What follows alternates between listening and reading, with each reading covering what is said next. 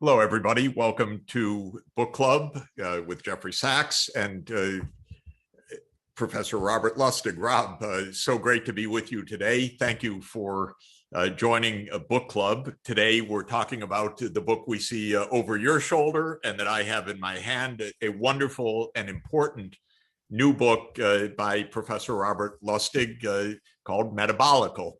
And we're going to take an hour together that I think will help everyone understand a very, very important and complicated topic. And that is what is going on in our bodies when we eat, what should we be eating, and why is something clearly not going right in the United States and in a lot of the world regarding how and what we eat. Professor Robert Lustig is one of the world's leading authorities, also a good friend, and I admire his leadership in this area. He's a great scientist. I'm going to try to hold you to speaking on the level we can understand, because you understand a lot of the very deep mechanics and biochemistry of all of this. For us, we're trying to make sense of what's happening in our bodies and what we should be eating. Professor Lustig is Emeritus Professor of Pediatrics at University of California, San Francisco. He's an endocrinologist. I'm going to ask him to explain what that means, because that's very important for our story. And he's a best-selling author. And he has written extensively about food and health and diet and the food industry. His book before this one is a marvelous bestseller called Hacking of the American Mind.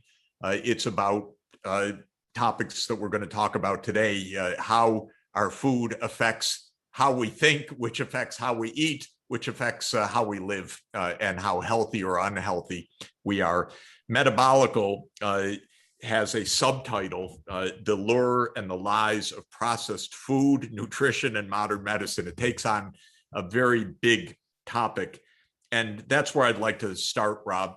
First, maybe you could explain what an endocrinologist is, so we know what it is you do for a living, what it is, the kinds of patients you've been seeing for decades, and how that relates to your advocacy for healthy food.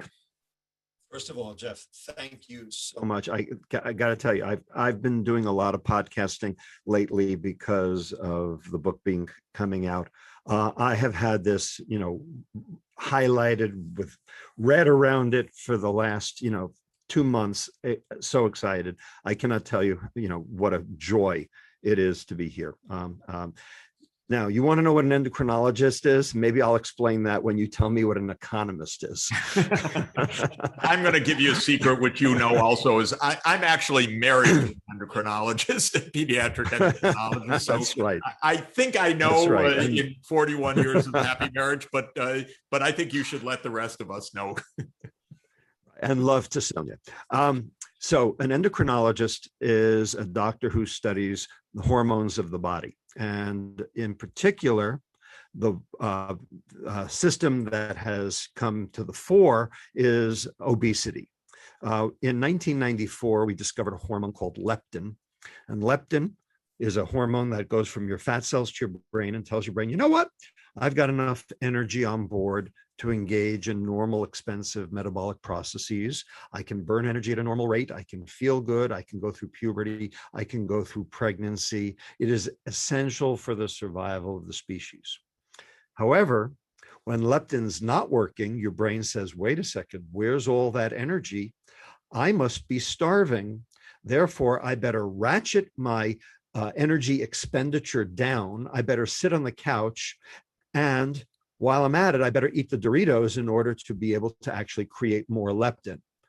So it is this phenomenon of inability to see one's leptin that has led to this obesity pandemic. As an endocrinologist, my job was to figure out what's the cause of that. And so that's how I got into this food issue and trying to understand exactly what the metabolic parameters were that surrounds our current obesity epidemic. And in the process, what I learned was that this non-communicable disease pandemic of type 2 diabetes, hypertension, dyslipidemia, cardiovascular disease, cancer, dementia, fatty liver disease, polycystic ovarian disease, these 8 diseases will go inexorably and faster than obesity is going up. What is the link? And so I have basically spent the last 25 years trying to put this all together. Rob, if there's a lot of word wealth that I would like everybody to learn and to accumulate in this. So one key phrase you just used is non-communicable disease. I think that's really important for people. We're living in the COVID-19 pandemic. That's a communicable disease. It's a disease that spreads from one person to another. What is non-communicable disease and how does it relate to this story? So non-communicable disease are the diseases of the environment. So things that don't necessarily spread through an infectious route, but through an environmental route. So non-communicable disease means that you don't necessarily give it to your neighbor or to your family member directly through secretions or through the air, but ultimately you're all exposed to the same thing. So the way to think about this is, basically dissecting obesity. So if you look at the obese population of the United States, so we have 240 million adults in the United States, and 30% of them are obese. So BMI over 30. BMI. 80%. Explain quickly BMI. Oh, BMI is basically, it's weight over height squared. It's a method for being able to take people's adiposity and put it on an index that makes sense. And if in the scale you're over 30, you're classified as obese, and correct. Over 25, typically you're called overweight. Correct. And if you're under 15, you're actually in big trouble in the other direction. Yep. So 15 to 25 is the normal range. We unfortunately now have a mean BMI in this country of about 27. Okay, we used to have a mean BMI in this country of about 22. So we are, on average 5 BMI points higher than we used to be. And there are a whole lot of people that are skewed to the right, with BMIs way over 30. And we know that as BMI increases, your risk for disease increases. And however, in your practice, 20%, I was going to say, since you were pediatric endocrinologist, you were seeing kids coming in obese as well. So this is an epidemic, meaning this unusual explosion of some phenomenon of this illness that was affecting young kids right. as well as adults. And exactly. Why? Kids are always the canary in the coal mine. Well, my colleague Wise at Stanford famously said that pediatricians are the witnesses to failed social policy.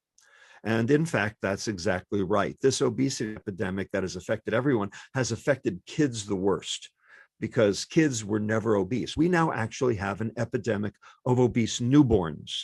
Now, they don't diet and exercise. How come we have an entire cadre of obese newborns? And we know that because the mean birth weight in Israel, Russia, South Africa, US have increased by 200 grams.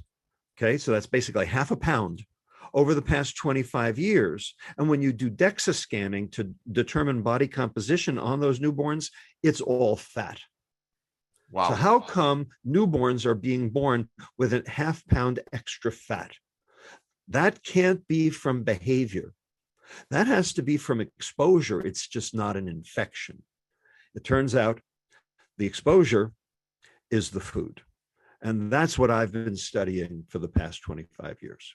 And just to explain to everybody, because in Metabolical, you emphasize that I think I have the term right, that you say obesity is actually a biomarker. The disease is not necessarily obesity. Obesity is a reflection of disease, and so too is the higher rate of dementia. So too is the cardiovascular disease. In other words, we're seeing an epidemic not just of people who are overweight or obese, but we're seeing an epidemic of a very wide range of diseases, saying something in our body is going amiss. And it's happened in time scale relatively recently, from the 1970s onward. Somehow this has soared out of sight. And that's the puzzle. You actually call it a game of Clue. What is going on here, that this remarkable epidemic, and that is the mystery that you have been trying to unravel in several books now, and they are all pointing at, and more this book describes in great detail a basic point, that when you started as a doctor, the answer you would have given to this is not the answer you would give now. Maybe you could go in that direction. What did we think it was, or what did you think it was at the beginning? For sure. So, I've watched this. I mean, this has all happened on my watch. I entered medical school in 1976, and back then, only 2.5% of the adults over age 65 had type 2 diabetes. Today, it's 9.4% of the entire population, rather than just the aged, and 1 out of every 3 new diagnoses of diabetes in children is type 2. This is a disease we never saw before 1980. And by the way, wasn't type 2 diabetes, which is not from a pancreatic failure, but somehow acquired from the environment, as you say, was called adult onset traditionally, if I'm correct. So this is now being seen in children. That whole term makes no sense, because it's happening in children, not just in adults. And that's why the term changed for exactly that reason. Point is that back in 1970, if you saw a patient with type 2 diabetes, if you saw a patient with fatty liver disease, which, by the way, is the other huge epidemic, because 45% of American adults now have fatty liver disease, they just don't know it, because it doesn't necessarily manifest until much later as cirrhosis, and then you need either a liver transplant or you're dead. Okay. When children get these diseases, which they never got before, something's got to be wrong. Well, prior to 1980, those two diseases, type 2 diabetes and fatty liver disease, were the diseases of alcohol. So if you saw a patient with fatty liver, that was an alcoholic until proven otherwise. Today, by the way, I thought cirrhosis of the liver, that's an alcoholic, but exactly. Not anymore. Not anymore. That's the point. And today, 20% of children, normal weight children, have fatty liver, and 40% of obese children. So these were the diseases of alcohol, but kids don't drink alcohol. So the question is, what could be affecting their bodies in such a way as to cause these diseases? So what we've learned over the past 40 years is that these are not just the diseases of aging. These are not just the diseases of alcohol. These are the diseases of mitochondria. Now, mitochondria are the little energy burning factories inside all of our cells. And our cells have to make a chemical energy called ATP in order to power the cell. The only cells that don't make ATP are the cells that are dead. Every cell makes ATP. It is crucial for survival. And what we've learned is that we now, because of this epidemic, we've learned that we have components of mitochondrial dysfunction. Our mitochondria are not working like they should. They are not burning energy like they should. And in the process, we are laying down fat and we're laying down fat in places we never laid them down before, such as, for instance, the liver and also the pancreas. And they are now contributing to these chronic metabolic diseases, type 2 diabetes, lipid problems, fatty liver disease, etc. Hold on 1 second. Sorry, somebody's get rid of that. Since fatty liver disease plays such Yes. an important role in this story, could you explain what it is? What does it mean to have fatty liver disease? And what is the liver supposed to do? And what doesn't it do when you have fatty liver disease? Right. So normally your pancreas tells your liver what to do, and it does it by releasing the hormone insulin. Insulin goes from the pancreas to the liver. Now, normally other hormones, when they're released from their organs, they go into the vena cava to the heart.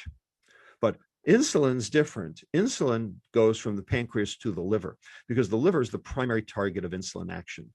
So when fat builds up in your liver gets sick. It doesn't work right. It doesn't process nutrients like it's supposed to. And there's a reflex that tells the pancreas, you know what? Just like, you would have on an assembly line if you had, workers that were out, okay? You'd have backup. And so things slow down, and the pancreas ultimately makes more insulin to try to make the liver do its job. This raises insulin levels all over the body. And so you end up with a phenomenon called hyperinsulinemia. And it turns out insulin is a growth factor. So it is true, it helps shunt energy into cells for utilization. It helps shunt energy into fat cells for storage. But it also is a growth factor. It causes cells to divide. Like, for instance, coronary artery muscle cells to divide. And when they divide, you know what happens? Your coronary arteries narrow. And you know what happens then? You get a heart attack. Mm-hmm. It also causes breast cells to divide. And what happens when breast cells divide? You get breast cancer. And so insulin is the linchpin that connects our food to all of these chronic metabolic diseases. And so the question is, where is this liver fat coming from? Why is our insulin so high? Because when we solve those two questions, we will be able to mitigate this pandemic of chronic metabolic disease. By the way, when I go to the doctor and get a routine blood test, I may be wrong, but I've never heard of my insulin level being tested. Am I wrong about that? No, you're absolutely right. But I think that's the first thing they should test. Now, I will be very honest with you. The American Diabetes Association, right on their website, says, don't draw a fasting insulin on people. And they say it for two reasons, both of which are disingenuous and untrue. Here's the reason they say that. They say that the insulin assay is not standardized across all laboratories, therefore it's inconsistent. That's true, but it's true for a different reason. Turns out our pancreases, when they are stressed, when they are working so hard, they don't have a chance to process the insulin molecule correctly because they're trying to push it all out as fast as they can because our livers are so sick. And so what happens is there's a piece of the insulin molecule that has to be cleaved out. It's called C-peptide in order to turn proinsulin into insulin. So you end up secreting proinsulin as well as insulin, and that gets picked up in the insulin assay. And it turns out proinsulin only has 5% of the activity of the actual insulin molecule. So the more the pancreas works, the worse the stuff that comes out of it, but it still gets picked up in the assay. So unfortunately, cheap assays don't distinguish those two species. So that's irrelevant. That sounds like a solvable problem, by the way. Well, it is a solvable problem, but it's a moot problem too, because if your levels are high, your levels are high. The second reason they say don't draw an insulin level is because insulin levels don't correlate with obesity. That's right, they don't. They correlate with chronic metabolic disease. And there are thin people who have chronic metabolic disease. 40% of the normal weight population have the exact same diseases as do the obese. They get type 2 diabetes, hypertension, lipid problems, cardiovascular disease, cancer, dementia also, but they get it at a normal weight. So yes, it's true. Fasting insulin does not correlate with BMI. It correlates with disease. So I think the fasting insulin is the most important.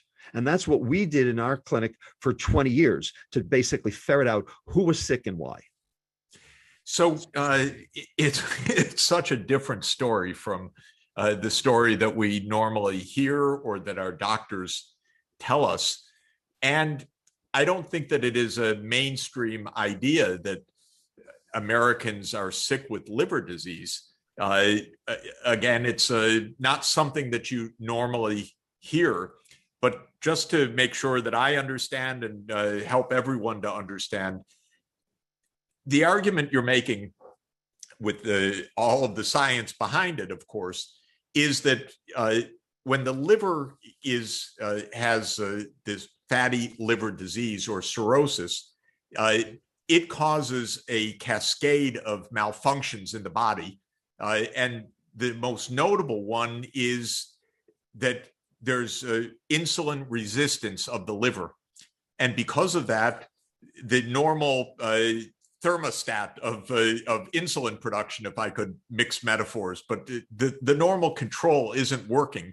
And so the pancreas is pushing out more and more of this hormone, and that affects the whole body because insulin has all of these powerful biological effects, causing growth of tissues or causing other kinds of disease outcomes.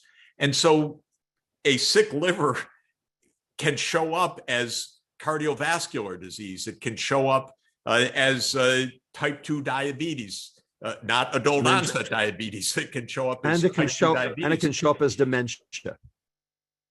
It's incredible. But the point is that insulin is such a central part of overall metabolism that when it's dysfunctional, so many things become dysfunctional in the body. And one of the things you point out, and again, I want to make sure I understand this, is that this hyperinsulinemia is also part of what makes that appetite signaling go wrong. Did I get that right? That it actually blocks the brain's uptake of the leptin, which is what you started by telling us keeps our appetite under control. So there's a side effect that we're now going to eat even more. That's exactly right. So this basically is a vicious cycle. Because your leptin doesn't work, your brain thinks you're starving, so you need to eat more. So we started with the question, well, what causes that leptin resistance? What is preventing the leptin signaling from working in the brain? And it turns out the answer is insulin. Insulin blocks leptin signaling. And you'd say to me, well, why should that be? You know, what's the selective advantage in nature? When you see this kind of thing, there's always a selective advantage. And the answer to that is there are two times in your life when you actually don't want your leptin to work perfectly. And they are puberty and pregnancy. Because if your leptin always worked right, you couldn't go through puberty. Yep. And if your leptin always worked right, you couldn't carry a baby to term. So it's essential for the survival of the species that you be able to block leptin signaling so that you can gain the weight to be able to go through puberty, to be able to carry a baby to term, you know, twice in your life. But then when, you know, puberty's over or when the baby's out, you need to be able to revert back to where it was before.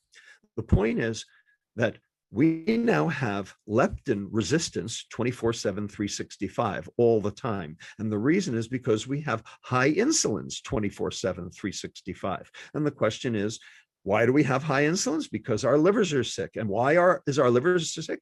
Because there's fat in the liver. And why is there fat in the liver? Because their mitochondria are not working. Right. And why are their mitochondria not working? And the answer is... That's where we're getting to. Right. And what is the answer?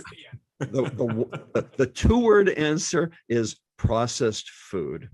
And the one-word answer is sugar. Okay. please explain, because that's important. And we like sugar. So well, we do. How could the cascade go from something so good as sugar or something so tasty as sugar to now, if I got it right, from sugar to the mitochondria to the fatty liver to the to the insulin and to all of the problems that cascade from there. Sugar, my God, what is that about? Right. Exactly. And why the liver? Why the liver? Right. So it turns out that the food industry has been telling you for 50 years now that sugar is energy and you need sugar to live. Neither of those things are true. Okay, those are distinct falsehoods. They are eminently disprovable. And in the book, I lay out the entire argument as to just how fallacious both of those statements are. Sugar is energy, that's true, but that doesn't necessarily make it a food. So can you name an energy source that is energy? It's got calories, but there's no biochemical reaction in the body that requires it. That when consumed in excess, it is toxic to cells, to humans, and causes death. And we love it anyway, and it's addictive. The answer is alcohol. So alcohol is energy. It's 7 calories per gram, but alcohol is not a food. There's no dietitian on the planet who would call alcohol a food, even though it's energy. Okay, it damages cells, it damages humans, it causes death, and it's addictive. And it's so just not, because something has energy doesn't for life mean in any it's sense, okay. Not necessarily. There is no biochemical reaction in the body that requires alcohol. None. Okay, so we have now debunked the idea that energy equals food. Well, it turns out sugar is metabolized exactly like alcohol. And alcohol damages mitochondria. Well, guess what? Sugar damages mitochondria. A metabolite of sugar, which we've now isolated, called methylglyoxal, actually poisons mitochondria at 3 separate places in the mitochondrial life cycle. And so we now have the data to show that sugar induces mitochondrial dysfunction even in children. And when your mitochondria don't work, guess what? Neither do you. And this is the basis of why sugar is not a food. In fact, sugar is a poison. Now, our livers have a capacity to metabolize poisons, but only up to a certain point. So just to say that the analogy with alcohol is not merely an analogy, it's a metabolic parallel. And it's a metabolic parallel also in how it implicates the liver, because both of them lead to liver disease, both alcohol and sugar. And that's why children now get cirrhosis, for just that reason. So it's not just a metabolic parallel in terms of its metabolism, it's also a metabolic parallel in terms of its addiction capacity. And it's also parallel in terms of how it's marketed. Yeah. So a basic point, not to divert us too much, but there's sugar and there's sugar, as I understand from the book. So there's glucose, there's sucrose, there's fructose. Right. What am I to make of all of this? And what is the takeaway of this? Right. Because if I understand correctly, it's not all sugars, but a particular kind of sugar. That's right. So there are monosaccharides, there are disaccharides, there are starches. This is where things get a little bit complicated from a biochemical point of view, and the food industry uses that complicated paradigm to confuse and obfuscate the truth. So I will make it very clear what I'm saying. All right, dietary sugar, okay, is not blood sugar. Blood sugar is glucose. Dietary sugar is glucose fructose, two different molecules joined together to form something called sucrose, table sugar, cane sugar, beet sugar, the crystals you put in your coffee. However, if those are separate and not bound together, we call that high fructose corn syrup. Right. No difference. They're two molecules, one glucose, one fructose. The only difference is, are they joined or are they free? That's the difference. So people say high fructose corn syrup's the evil one. No, they're all evil. The difference is high fructose corn syrup is cheaper. And because it's cheaper, because it's homegrown, because we have a steady supply of it, okay, also because it's miscible, because it's already in liquid, it's a syrup, okay, it doesn't precipitate out, it doesn't crystallize out. This is what gave us Chips Ahoy chewy cookies. Okay. The bottom line is the food industry, because it was half the price of sugar and because it didn't crystallize out and because you could ship it around the world in big, tubs, it basically took over from sugar for quite a while. And so our consumption went straight up. And it is that increase in total sugar because of that fructose molecule, and we'll talk about that in just a minute, the increase in our sugar consumption because it became so cheap, that basically unraveled and unleashed all of these chronic metabolic diseases since the 1970s, when high fructose corn syrup first came to our shores. Wow. Now, the question is, what is going on with that fructose molecule? So glucose, that other molecule, which is in starch, it's in bread, it's in pasta, it's in rice, it's potatoes. Okay, that's just straight glucose. Now, it's not that glucose is good per se. It causes an insulin response. And we've just learned that, high insulin is bad.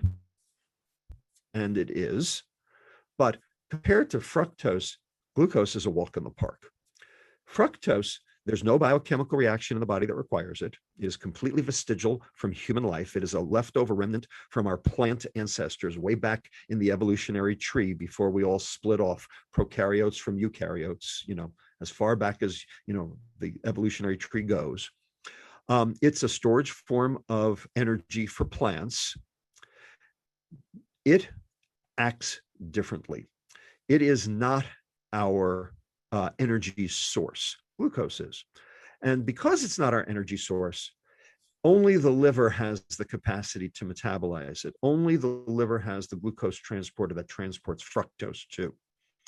And there's a limit to how much your liver can process. Just the same way there's a limit to how much alcohol your liver can process. Once you exceed that amount, you get spillover. Guess what? Then it goes to your brain, and now you're drunk. All right. With fructose, you don't get drunk, you get irritable instead. So that's the big difference. Okay. But in terms of what your liver sees and what your liver does with it, it's pretty much the same. And so when your liver is overwhelmed by the fructose tsunami from, say, a soft drink, your liver has no choice but to take the excess and do something with it. It turns it into liver fat. And then that liver fat precipitates as a lipid droplet in the liver. And now you've got fatty liver disease. And now you've got the start of all of the chronic metabolic diseases that we've been talking about this whole hour. So fructose sounds like fruit. Fruit does like fructose. Is fruit bad for us? So fruit is glucose and fructose, just like table sugar, cane sugar.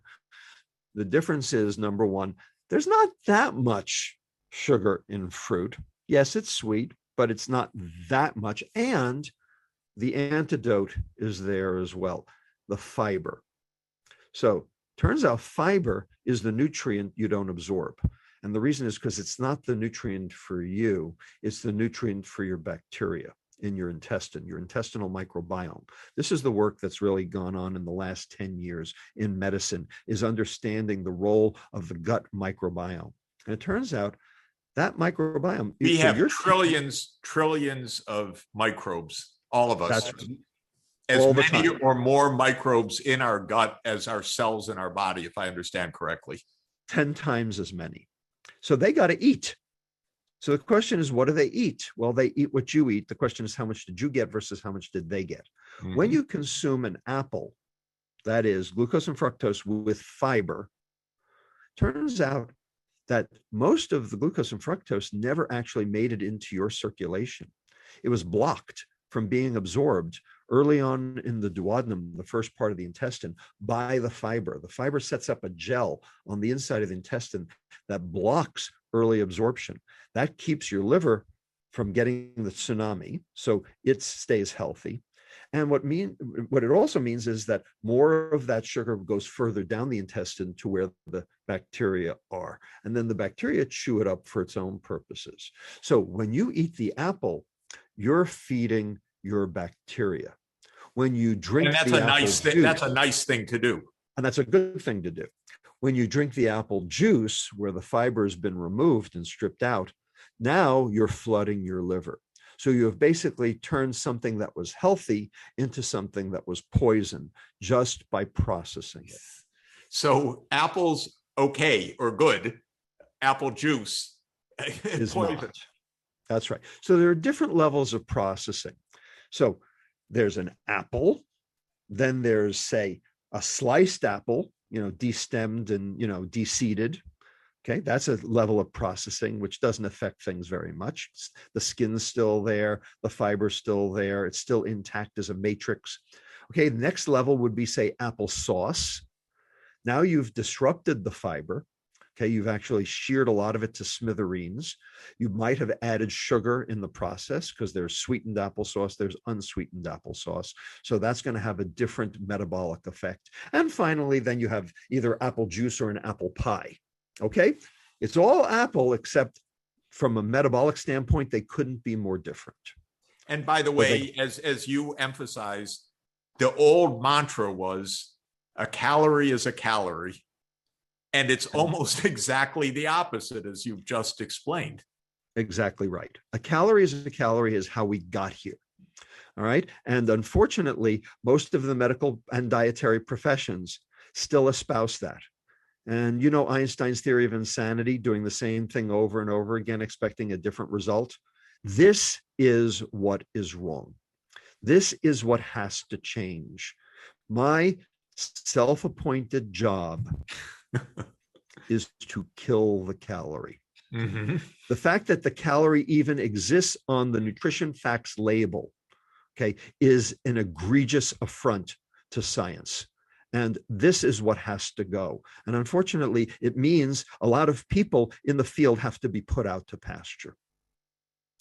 Because as you explained, even the way that the calorie is measured, and obviously it doesn't do service of its metabolic effects, it doesn't measure what we actually absorb of those calories, because when it's measured, if I understand correctly, it's if you burn the food, how much energy do you release? But we don't operate that way like a bomb calorimeter. So it doesn't even say what our body actually does with what is on that label. That's right. Well, so there's the calorie. So you measure a calorie at the mouth. Who cares? What you care about is, number one, how many calories did you absorb? And when you consume the food with fiber, you absorbed way less. You absorbed about 35% less. And also then, what happened to the food once it got metabolized? So if it turns out that those calories were sugar, that's liver fat. Whereas, for instance, if it was a protein or even a fat, that would not be liver fat. And so different foods convey different disease potentials, and none of this has anything to do with calories. And if anyone in the audience has any problem with that concept, all they have to do is think about alcohol and trans fats. Trans fats are like any other fat in terms of bomb calorimeters, but trans fats are the devil incarnate. And we know that because our cells can't metabolize them. So what happens is they just line our arteries, and we know that trans fats are consumable poison. The fact that they have 9 calories per gram is irrelevant. They are consumable poison. And we know that, and that's why they're coming out of the food. So the caloric equivalent and the metabolic equivalent of any given food have nothing to do with each other. Therefore, calories are worse than useless. They are detrimental, and we need to kill them. Rob, what would happen if, I don't know if it's possible because I don't know what I'm about to say, but could you bake with glucose rather than fructose, or could you basically have the kind of sugar that the liver, that isn't going to kill the liver? Sure. So basically, glucose alone is like Karo syrup or molasses. Now, can you bake with molasses? Sure. They're molasses cookies, right? But you know what? They're not that sweet. Mm-hmm. They have a very different flavor. Mm-hmm. And, it doesn't do the same thing to your reward system. Right. In other words, if you they want don't sell that well. If you want to make profits, get into the addiction business. That's right. And fructose, as it turns out, activates that reward center in the same way alcohol does. And in the same way, cocaine, heroin, nicotine also do. So the fact of the matter is, in the extreme, fructose is addictive, and we have the data to demonstrate how that works and why. Well, guess what? Food industry knows that, but it's legal. If they could put cocaine in the food, they would, but they can't. So they do this instead, and it works just as well. And as we know from history, when the Europeans discovered that you could make sugarcane in the Caribbean or in other colonies at mass scale, the sugar addiction in Europe was so overwhelming that it created the empires of slavery, ruthlessness of empire. The motivating factor of sugar is what we know in the 20th century of a different kind of, quote, energy of oil. It led to wars, slavery, and so forth, because the addiction was so powerful from a sociological point of view. Indeed. Addiction has driven much of what's gone wrong in the world. We can go all the way back to the opium wars of the 1800s in China. We can talk about oil, and what it's done to our economy, and now sugar being the one that's ultimately impacting our individual metabolisms and ultimately basically train wrecking modern medicine and healthcare around the world at the same time.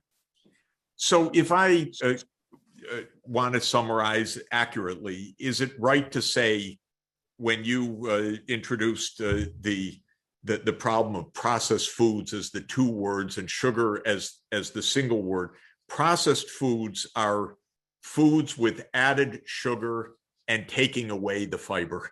Is that the main two facts that combined are making them particularly dangerous? So processed food is a lot of things, but if I had to sum it up in a simple sentence, I would say processed food is high sugar, low fiber food.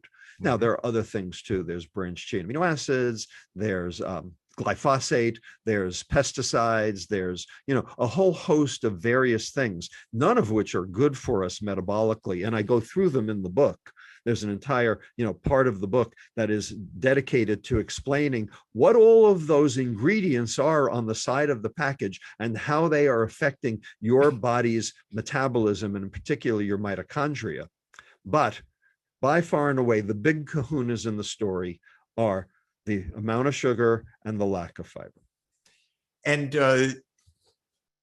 if we lived in a normal world, what happened yesterday, interestingly, to go back to the oil analogy for a moment, there had to be a shareholder revolt against Exxon, Chevron, and there was a lawsuit against Shell. So three events happened recently in which this oil industry, which is doing so much damage to the world, was confronted, because even though we know that the CEOs know about the damage, they said, well, that's not our problem. We're making money.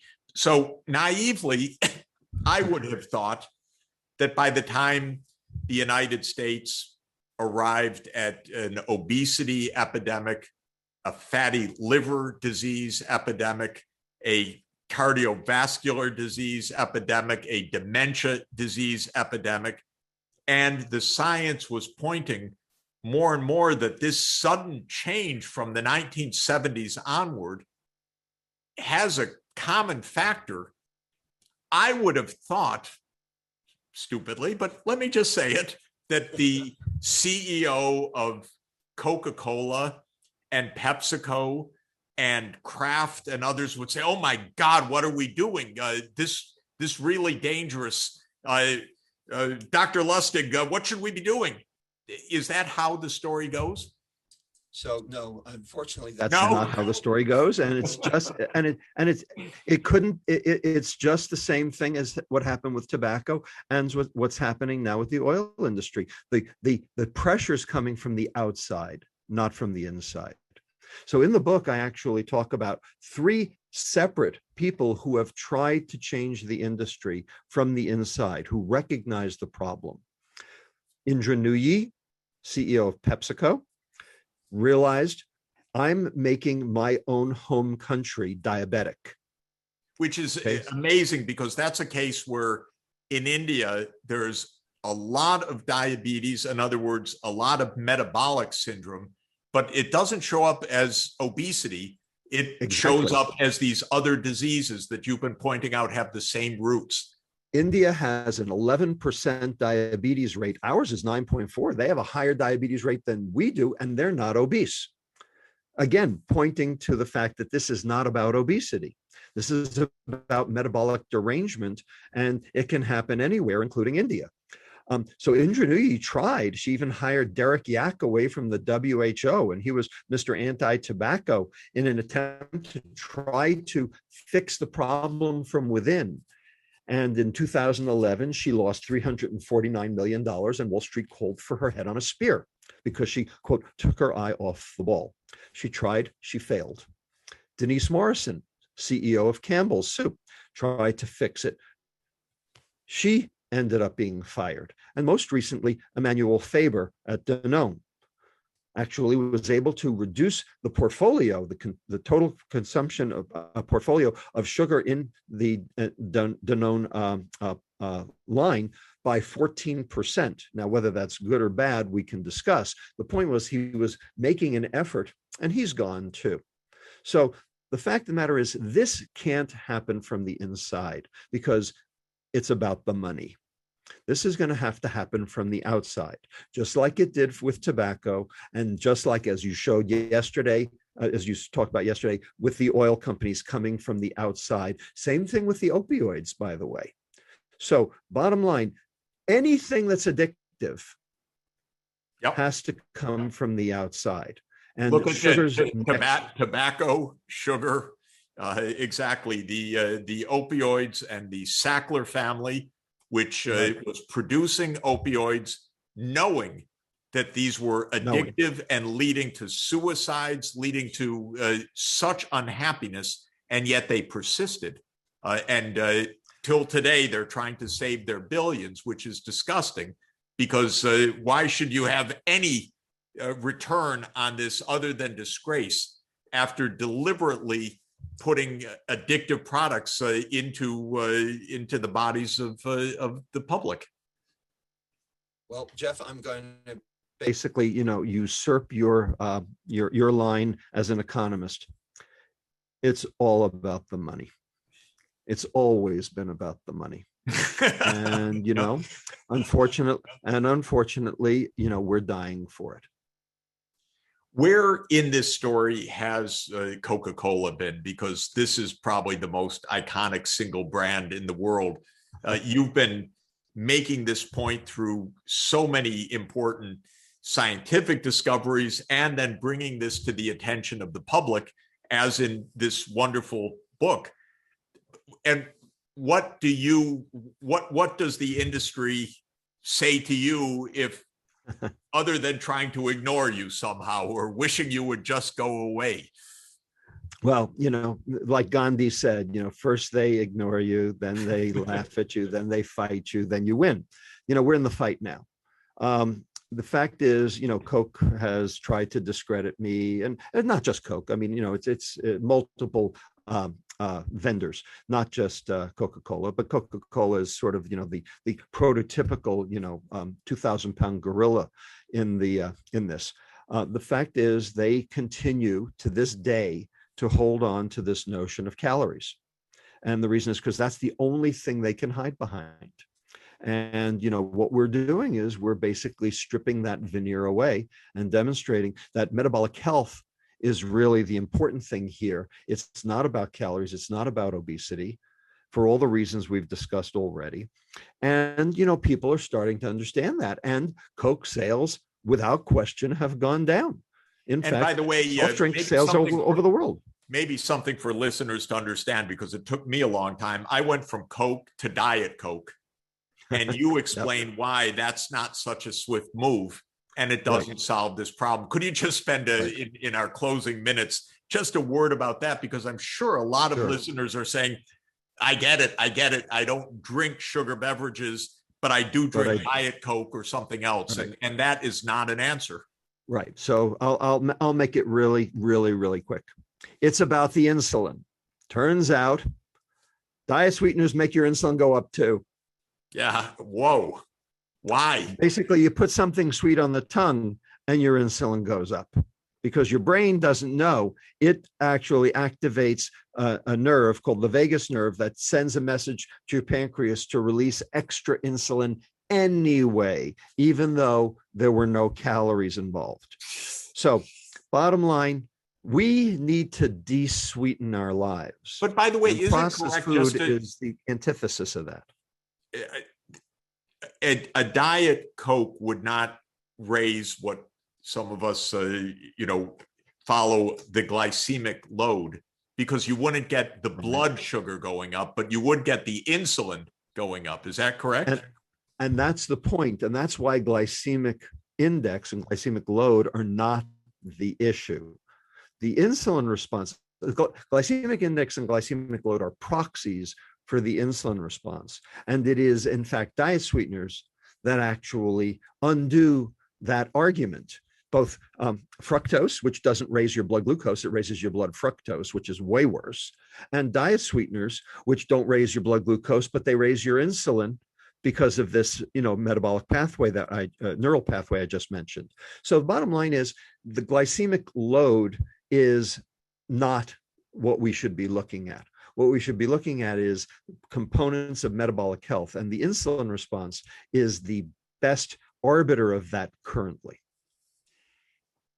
The oil companies are being sued right now for the damage that they've done, and some of these cases are winning in the Supreme Court of different countries. Could you sue the food industry till it gets on the case? We already are. There have been several cases, and I've expert witnessed for some of them. You may notice if you go into the store today that Raisin Bran is now not healthy. Okay. So there was a lawsuit against Kellogg's, and there was a lawsuit against Post, both of which were won by the plaintiffs. There are current lawsuits, which I won't mention right now because they're in process. But these have to do with advertising and deceptive advertising rather than actual faulty product, defective product or strict liability, or for that matter, behavior. Like, for instance, racketeering, or whether or not states are out money, like parents patriae, like what happened with the tobacco litigation back in 1994. These are all things that are in process. They're happening, but these are very slow slogs for obvious reasons. And ultimately, no one wants litigation from the bench. No one wants regulation from the bench. Ultimately, it behooves the food industry to understand that they can actually make more money doing the right thing. The problem is that right now they're addicted to the food subsidies. And until we get rid of the food subsidies and get the food industry recognizing that they can actually make money by selling real food rather than processed food, we will not find our way out of this. And that's where government comes in. And that's where people like you and I come in. Rob, in the remaining moments, can we ping you for some advice for our individual health? What should we be doing in the midst of all of this right now? What lessons should we take in terms of how we're eating so that we can avoid all of this story that is so powerfully told in this book? So in the book, I have a chapter, what does healthy really mean? Okay. And that's what it all comes down to, is how do you know if any given food is healthy, whether you should put it, in your mouth or not? And I basically narrow it down to 2 precepts, 6 words, 2 precepts. Okay. 1, protect the liver. 2, feed the gut. Any food that does both is healthy. Any food that does neither is poison.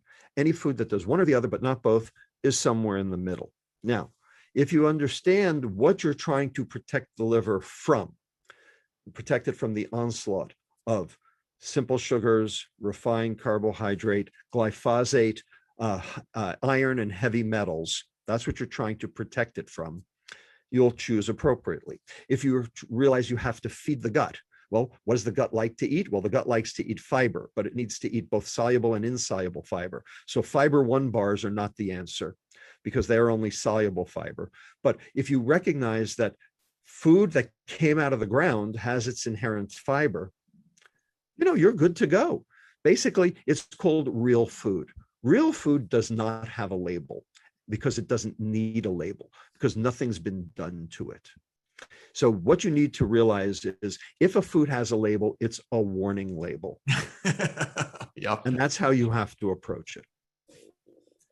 Rob, we have come to the end of an hour. You've covered, well, this book, Metabolical, covers a remarkable body of science, so much of which you have led and partnered with to help us understand what is going on in our society and around the world that is leading to this multiple epidemics of non-communicable diseases. You have shown us how to take on the food industry, which is you and I and others are going to continue to do that. And I'm sure many people listening in are already engaged in that. It is like taking on big oil or big tobacco or the other poisoners that operate on greed rather than on the common good. And you've also, thank you for giving us 6 words, protect the liver, feed the gut. I'm going to say that you protect the public and you feed the mind. And I'm really grateful for that. I'm sure I speak on behalf of all of the listeners for thanking you for this new tremendous book and for all of the insights and guidance. We need it. We are in a struggle to save the planet and to keep ourselves healthy and well and have the kind of world that we want, and you're playing a great role for that. Thank you so much for being together with us. Thanks to all of the listeners. Metabolical, Professor Robert Lustig's tremendous new book. Thank you for joining Book Club with Jeffrey Sachs. Can I just say that, Jeffrey, you have been an inspiration to me for decades, and it has been the greatest pleasure to get to know you and call you my friend. Wonderful. I feel the same way. Thank you so much. Thanks for being together, and thanks to everybody. We'll see you all soon. Great.